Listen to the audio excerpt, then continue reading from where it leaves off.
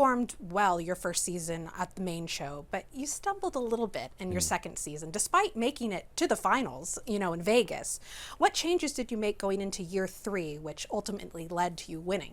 Yeah, my first season on American Ninja Warrior, I had a lot of transition from that perfection into the big show, and I was training at my gym over in Atlanta, and everything was going smoothly. I almost I almost won the whole thing that season. And going into the next year, that gym had shut down, and I actually moved to Houston, and I was training at a different gym, different environment, and I think I was still just struggling with losing the gym that I had been training at my whole entire career, losing those friends that I had been training with my entire career, and it was just a lot coming together that made that season not really work out. And then going into season 15, I changed my environment again. I moved to a gym where I already had a lot of friends, and I just really focused on having fun, really just enjoying competing, enjoying doing the show again. And that, I think, just that mindset of enjoying it more and not really being there to win, but being there because I enjoyed it again was really what got me back in my groove. And I know you wrote on Instagram that you owe a lot to your mom, Stacy, for giving you that little push out of the nest to make that move to Florida and that particular gym.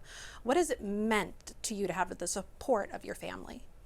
It means the world to me to have that support of my family. Since day one, since I was a little kid, my mom's carried me on her back everywhere that we went when I wasn't able to walk for myself. And my dad drove me to the gym every single day when I was growing up. And just having that support, having those people behind me supporting me and just pushing me to make those decisions. Because when my gym shut down in Atlanta and I moved to Houston, I moved in with my grandparents because that was really the only option to train. And after that season, when it didn't work out, my mom was like, okay, you're going to move out, you're going to be uncomfortable, but you're going to train at a gym that you already know, you're already comfortable at. And she really pushed me to move down to Florida, and she's the reason that I was able to do what I did this season, or last season.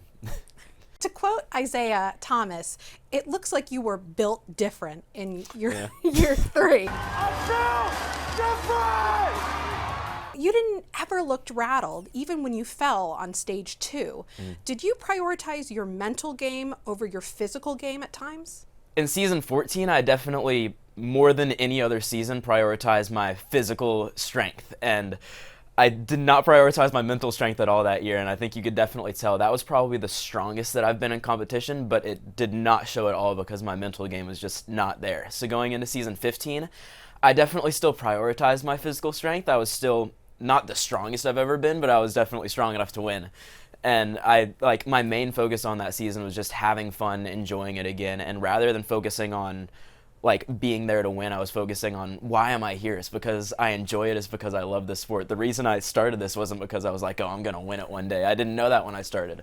I started because I walked in and I loved the sport. I loved flying on the obstacles. I loved competing, and that's what got me to where I am. So I focused on why I started in the first place, and I think that mental side is definitely what got me there. Yeah.